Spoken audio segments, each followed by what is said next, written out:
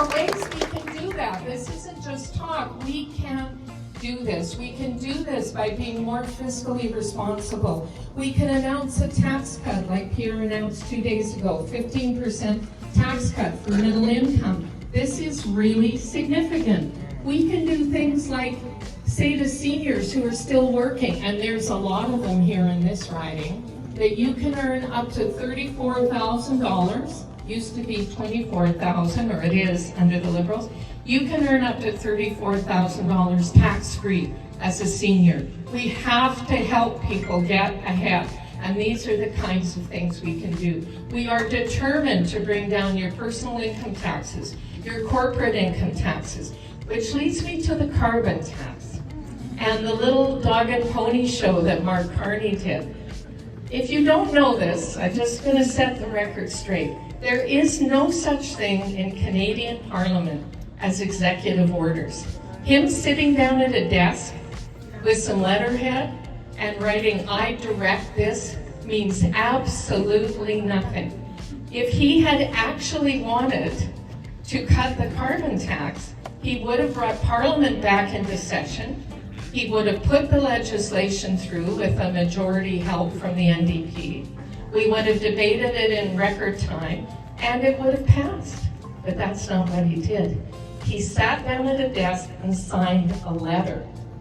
That is not legislative. Services down, people up, and they hired $200 billion worth of outside consultants.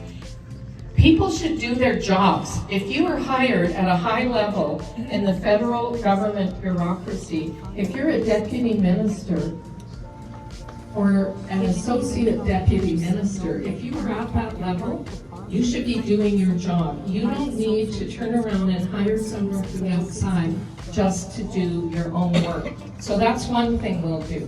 We're going to cut that out. Secondly, as far as the bureaucracy is concerned, we are going to say, hey people, you got to do your work. What is the work you're doing? What work and what is the outcome? What is the work product you delivered yesterday? We are going to expect accountability.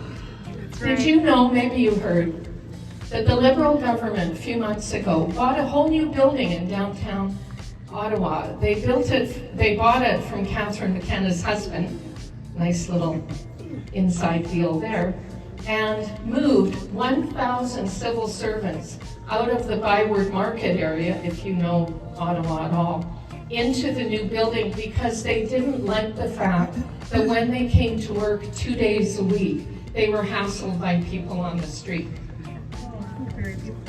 Have any of you been hassled by someone on the street when you were going to and from work? Probably most of us, right?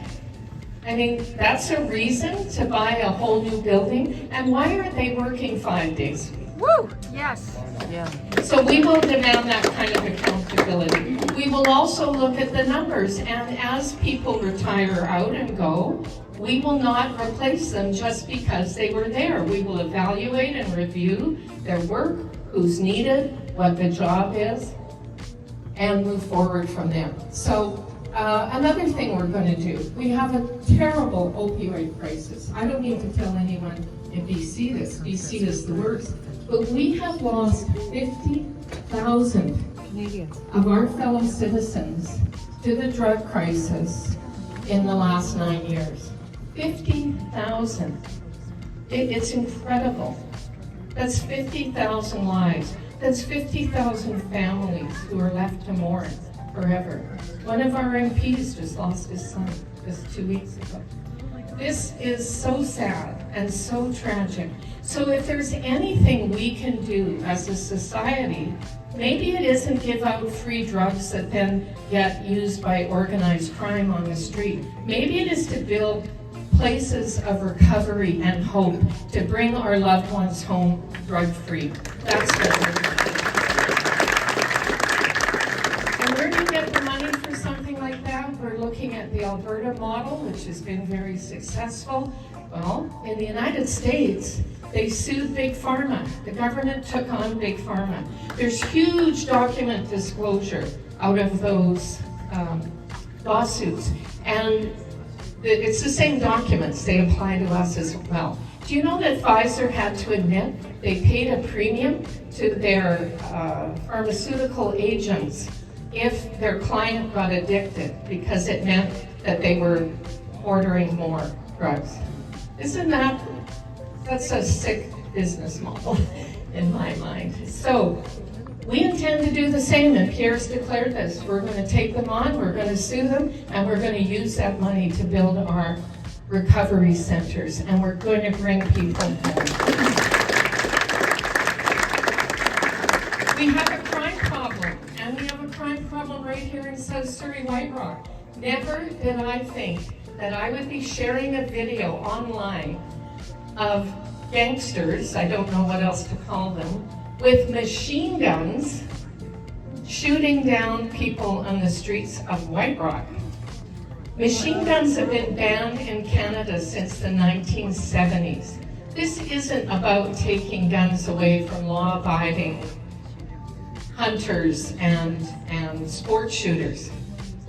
We have to do something about crime and criminals in Canada and here. Do you know that extortion here in BC is up 547%? You've got all kinds of neighbors who are under threat of extortion, whose kids can't go to school. They're afraid for them to go out of the door, out of the house. This is unacceptable. My colleague Tim Uppel tried to bring in a private member's bill to increase the penalty if you were found guilty of extortion, and the Liberals and NDP voted it down.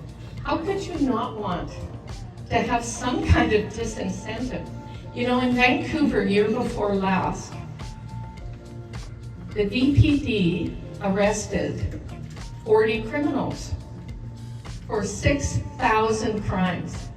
That's 150 crimes per person. So the good news is, here in Canada, we don't have a lot of criminals, but the bad news is they're really busy, they're very prolific.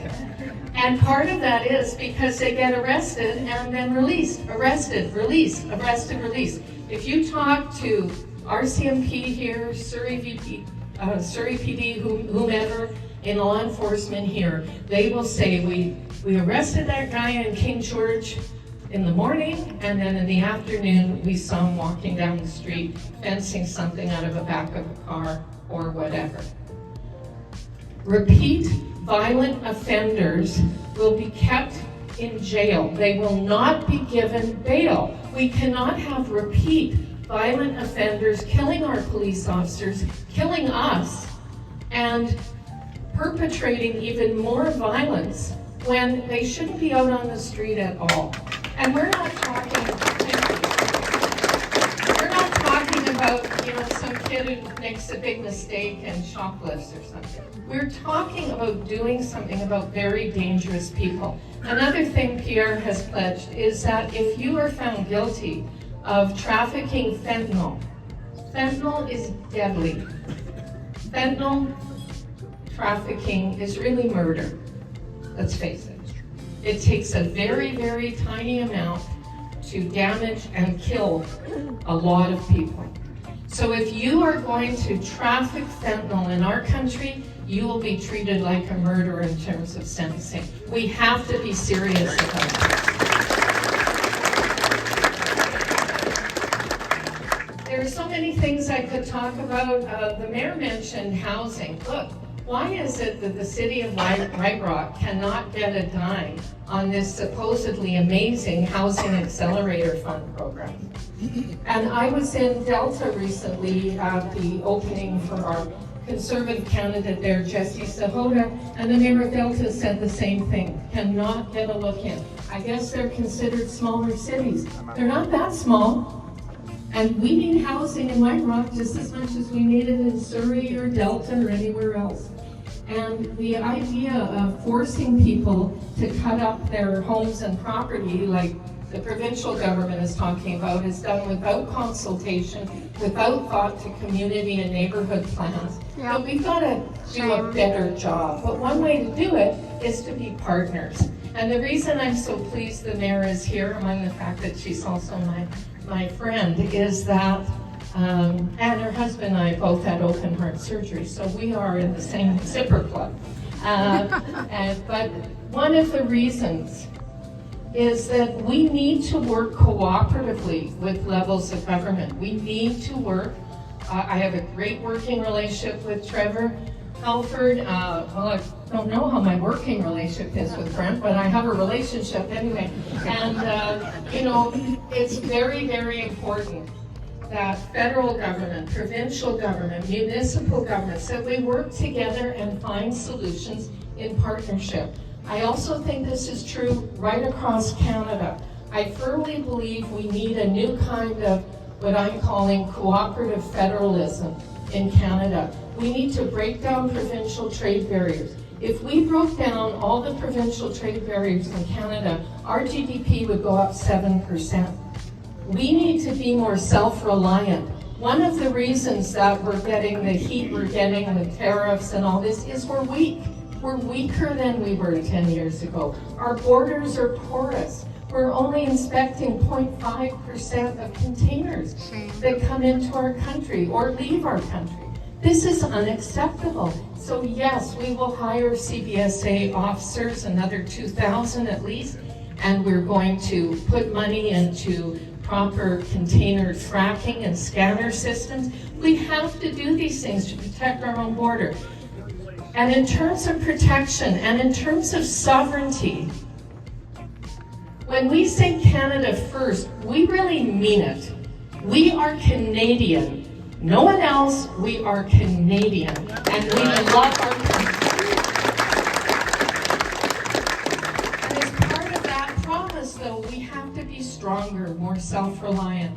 And that also means strengthening our military, giving our military men and women the equipment they need. Do you know that a lot of our military don't even have basic kit? Never mind about all the talk about jets and all that. They have to buy their own backpacks. Come on. They have to buy their own sleeping bags. This is not acceptable. We have an issue with our veterans, yes, but even our serving military are treated very poorly in terms of attention, support, and funds. So we can do better, and as a government, we will do better. We'll strengthen our northern border. We will strengthen our southern border. And while I'm talking here, I just realized, because she's small, that I hadn't mentioned that Senator Yona Martin is here, our Conservative Senator for British Columbia. I'm sorry, Yona, you were behind this lovely lady, and she's tall, and you're little, so I didn't see you. Yona's a great friend to all of us. She works so hard. She works tirelessly as a senator. So if you hear people complain about the Senate, she's not one of the ones you should complain about. She works very, very hard for all of us every day. Thank you, Yona, and thank you for being here. So we intend to strengthen ourselves, be more self-reliant, unleash our resources. We should be the most prosperous nation in the world. And the only reason we aren't is because the Liberals and NDP have left all our resources in the ground. We've had people come here begging. We've had, my little grandson just came in with my daughter. Hi, Mackenzie. Why is Gigi talking on this thing? Hi. He's 17 months. He's great. Looks like his granddad. But I'll forgive him because he's too cute. We need to understand our place in the world, and we need to strengthen that place. And one way to do it is to give our working people more powerful paychecks, not just through taxes, but through opportunity. We need to give Canadians the opportunity to work, to prosper, to keep more of the money they earn. I honestly think there's been a war on work here in Canada in the last 9 years. It's like they just don't really care. And like, they're not ordinary people, so they don't understand ordinary people. Mark Carney is that kind of person in spades. Like, he has trouble talking to a regular person. So that's for him to sort out, that's for him to answer to. But I don't think we need a gazillionaire who's never held elected office, who's never stepped once into our parliament, because he's never been elected to anything. Hasn't been elected councillor, mayor, MLA, MPP, MP. Every position he's had, he's either been hired or appointed to. And I admit they're high-level appointments. But what is his intention? So when you hear people say, oh, he's an economist, so is he going to get us out of this? What is his intention as an economist? Read his book called Values that he wrote 5 years ago. It will scare you. You will never vote Liberal under his leadership if you look at what he says in that book. He believes in a new world order that he's at the top of, and he will tell you where to live, how to think, how many children you'll have, what kind of transportation you'll use, what is available to you. He will decide. Well, in my world, I believe in freedom, and I will fight for our freedom.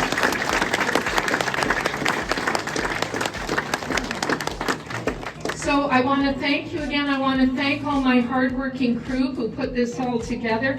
There's a whole bunch of them here. My campaign manager over there is hiding, trying to talk someone into volunteering. Miguel Martinez. I always say that a bit wrong.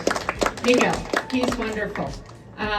Born in Colombia, grew up in Toronto, now he lives in BC. So he understands living in a different kind of country, and he understands what Canada's promise, if we restore it, will deliver.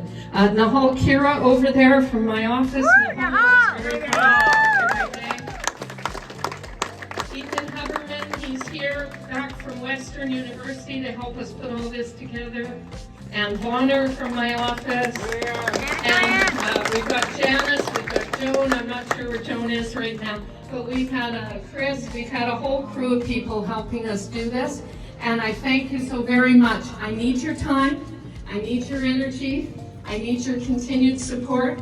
A donation or two would be nice, but we have a generous community here. And I know that, and I'm so proud to be part of it. I want to represent you once again in Parliament. It's been my honor for the last 5 years to represent you, and I intend to do it even bigger, even stronger in a majority national conservative government.